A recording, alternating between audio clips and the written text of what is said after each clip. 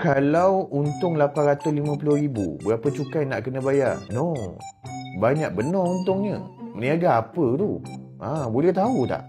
Komen. Sambil-sambil saya tolong kirakan berapa cukai nak kena bayar ya. Okey, resepi yang pertama, korang kena ada buku cukai ni dulu sebelum nak kira cukai. Sebab apa dalam buku cukai ni korang akan belajar daripada cara nak daftar nombor fail cukai sampailah cara macam mana nak kira cukai sendiri. Bahagian paling penting ialah cara nak isi e-filing. Ramai orang tak tahu nak isi e-filing macam mana. Nak lagi senang, dalam buku ni dah siap dengan template kira cukai ni. Yang kat sini lah korang masuk untungnya tadi. Ni saya tunjuk contoh dalam PC pula.